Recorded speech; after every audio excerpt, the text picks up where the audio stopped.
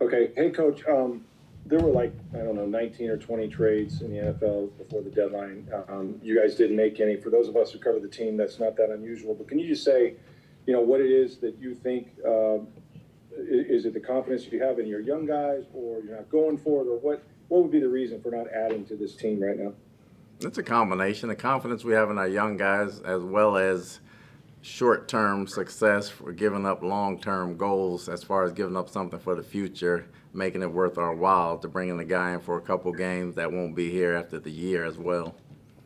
Gotcha. And I wanted to just clarify something you said last night. You talked about overtime. You said we wanted to get it to overtime. With the wet conditions on the field, we wanted overtime instead of going for two. What did you mean by the wet conditions in this context? Because obviously you're just driven down the field in those conditions. Well, it started raining more. It seemed like it picked up a little bit at the end. Even though we did a good job in it, I thought we could get a stop if we were on defense. And the momentum we had on offense, I thought that would carry us into overtime and getting some points. Okay. Thanks, Coach. Greg Allman.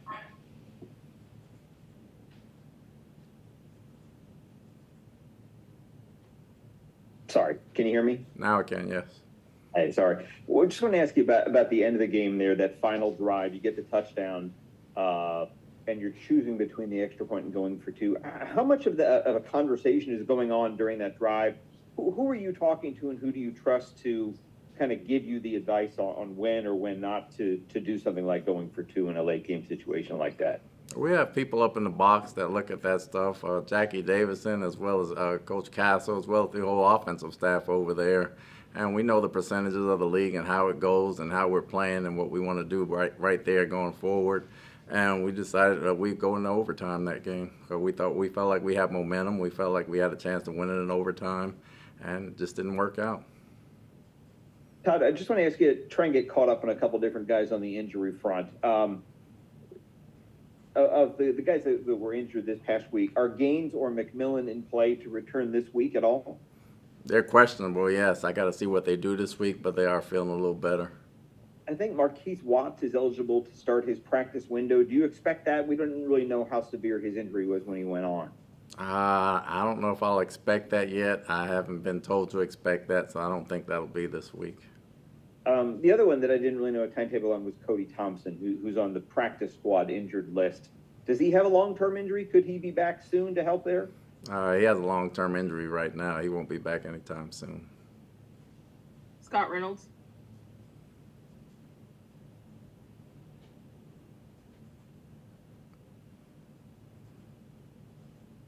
I can't hear you, Scott. How about now? Now I can. Okay, thank you. You're talking about the offensive momentum at the end of the game, but your defense at the end of regulation had been on the field 21 more snaps than your offense had, and the Chiefs had possessed the ball 15 minutes out of the last 21 minutes of the game. Did you feel like your defense was getting gassed, and were you putting them in jeopardy perhaps by putting them in overtime? And if that coin toss doesn't go your way, Patrick Mahomes and the offense, might not let your offense get back in the field, which ended up happening. No, I thought we were making some good plays on defense. We missed 2 tackles on the overtime drive that kind of set them up that way.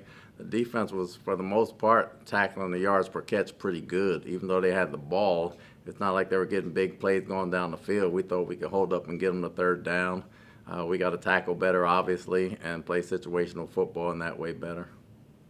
And speaking of third down, your defense gave up 12 out of 18 third downs. That's about 67%. Some of those, I think 5 of those were 3rd and 6 and long.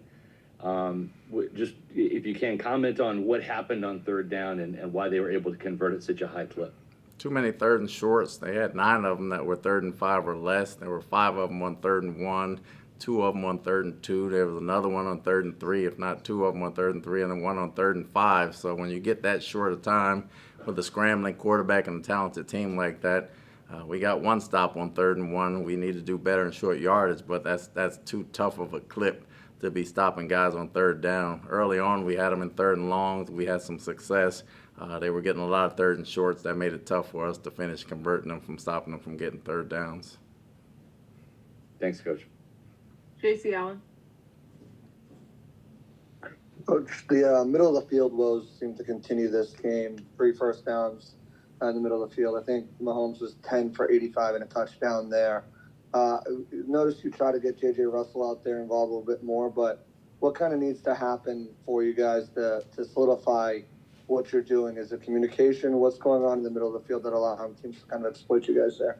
I thought this game was one of our better games in the middle of the field. As he starts to scramble, the ball went to the middle of the field. I thought initially set up. I know Kelsey caught one, maybe the second play of the game, and he might have caught another one somewhere else. But I thought initially we covered the middle of the field pretty well.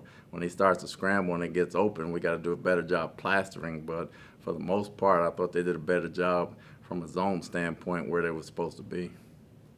Christian Izien has been played really well for you guys this season so far. You only had 2 snaps in yesterday's contest. Is there a reason why he wasn't on the field less? I know you guys went through some dime, but are there things that you could have done more to get him involved, knowing the playmaking ability he's shown? Well, our nickel's Ty Key and our safeties are Jordan and Winfield, and he's behind those 3 guys. So barring anybody getting hurt, if we don't go to dime package, he's probably not going to get that much time. Even though he's a good player, we feel like those 3 are good players as well.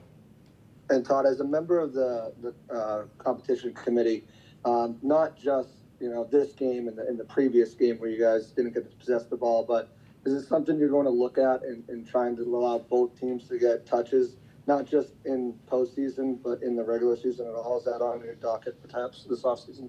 Well, it's something that's been lightly talked about that we'll talk about more as the season goes on, and we'll have meetings about that and see where it goes after the season as far as us putting it on the competition committee, but it's definitely being talked about. Evan Klosky. Todd, as far as your linebackers are concerned, I know you mentioned JJ, but how do you think JJ did stepping in? I know Vi only had a few snaps, but just what were your assessments there as KJ was rotated out a little bit more? I thought he did a good job. I thought he kept KJ fresh. I thought he focused and played downhill a lot better in this game. And I thought JJ, he's a very good zone dropper for us in pass coverage and has some good awareness. I thought he did some good things in the pass game as far as dropping. And then also with Izien, as you just mentioned, just one, what was your assessment of Josh Hayes after watching the tape? And 2, would there be any thoughts of Izien as a possible option there on the outside? I know he pinch hit during the Commanders game, but just considering your options of what you have. I mean, Josh fought. He battled. He missed some tackles at the end that we got to make, and understandably so, we got to make those. But Izzy's not a full-time corner. We subbed him in because we had to have an emergency, and he's gritty enough and tough enough as a football player, but that's not his natural position. Thank you. James Hill. Hey, Coach, Cade Otten as well as Sterling Shepard made some plays last night. Can you just talk about their contribution, making plays and just receiving? Cade has really stepped up and kind of taken over as the lead receiver over there since Mike and Chris went down, and he's really expanded his game, which is great to see. He's growing as a player, and the more he can do, the more we give him, and he's doing an awful lot, so we're giving him an awful lot. And Sterling is the energizer bunny out there. He's a really tough competitor when he's on the field. He plays with his hair on fire. He plays with a lot of energy. He plays with a lot of confidence, and he brings everybody up. Rick Stroud. Coach, could you just speak to the game? Can you hear me? Yes. Can you speak to the game that both Vita Vea, especially Vita, but Kalijah had, and just why they were so dominant? That's a sort of performance that you'd love to see every week, I would imagine. This was probably the best game I've seen Vita play since I've been here. I mean, he dominated inside, not just in the pass game, but in the run game as well, from tackle to tackle. And Kalijah got off the ball as well to tackle Mahomes and get him out in space was unbelievable. We tried to push the pocket and not try to let him up too many times, so the ends their job was kind of to get to the depth of the quarterback and kind of stop so we can push the pocket, and they did a good job at that, and Vita and Kalijah kind of cashed in, but I think those 2 guys being healthy are starting to come into their own. Now, you've been in this situation before with a fast start and then went on a little slide last year. This one seems to have had a lot of injuries related to it, but just in general, you've done it before. What does this team need to do to kind of pull out of this? I know you said last night we can't get comfortable losing, but what do they have to do? just stay together. For the most part, stay together. We had less mistakes in this game. This one, they beat us. We didn't really beat ourselves. They beat us at the end, and it came down to the end. But we're not going to lose too many of those if we keep playing like this. As long as we're playing this hard and committing less mistakes, we feel good about our chances week in and week out, regardless of who we play. Thanks, Coach. Greg Allman. Hey, Todd, that last touchdown you guys scored at the end of regulation there, you had like a 19-yard gain to the 1-yard line, and you called a timeout there, maybe 33 seconds left. I just want to ask you, I think you probably want to reset your offense there, but obviously the more time you have on the clock when you score, the more you leave for them to potentially get a field goal at the end. They weren't able to do that, but just wanted to ask you about the thought process in calling that timeout. We wanted to bleed the clock and bring it down, but we had lost our composure a little bit on that play, so we needed to call a timeout so we can get composure, and we didn't go down and get a penalty and get backed up and try to make it tough on ourselves. We definitely didn't want to leave Mahomes with time on the clock. We knew he had 3 timeouts, but we felt it was necessary that we had to call it and take care of ourselves so we could score, so we could have a chance to defend it. One last thing for me. Obviously, with injuries, you kind of have one corner playing at a much higher level than the other outside corner. And with not having McCollum travel, if you will, with the number 1 receiver, it kind of sets things up where they had the opportunity to have Hopkins on Josh on both touchdowns that he scored last night. Is there a general reason why you don't want him to travel? Does it complicate the rest of your defense if he does that?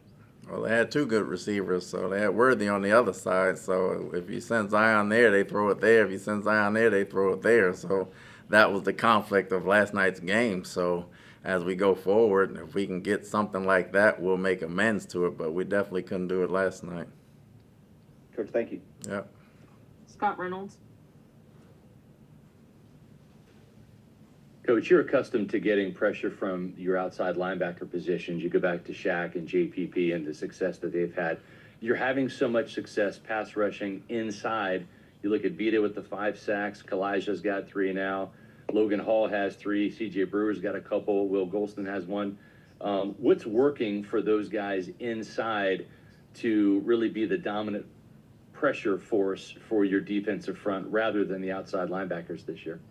I think they're really working together up there and really working on pushing the pocket and understanding each other's strengths when they're in there. We still need the pressure from the outside backers. We got to get much better there. We know that. But inside right now, they're kind of carrying us in the pass rush, whether it's a pressure or whether it's a 4 or 3-man rush. They're getting back there and they're not getting as wide in their rushes, and they're pushing the pocket as opposed to running around, getting 2 yards by the quarterback, and we can't retrace. So they're doing a good job at that. And then to your point about Worthy and D-Hop and having only one Zion McCollum that can't cover both, when you have Josh Hayes and you know he's going to get targeted by Hopkins on that side, what else can you do to maybe double cover Hopkins and try to take him away? Was there anything in hindsight that could have been done to minimize some of those plays to him? No, I mean, sometimes you got to play. You can't protect them at 83 plays, you can't protect him every play. Sometimes you're going to just have to play. I mean, they got Kelsey to deal with. They have running backs to deal with. You have Mahomes scrambling to deal with. And sometimes in tight situations, you just got to show up. And, he played a decent ball game for the most part, but he gave up 2 plays to Hopkins where he didn't have help at that time. And, he's got to play technique, and he's got to play once or twice. He can't just look for help for 80-something plays. We got to step up and play as well. Thanks, Todd. Last one from J.C. Allen.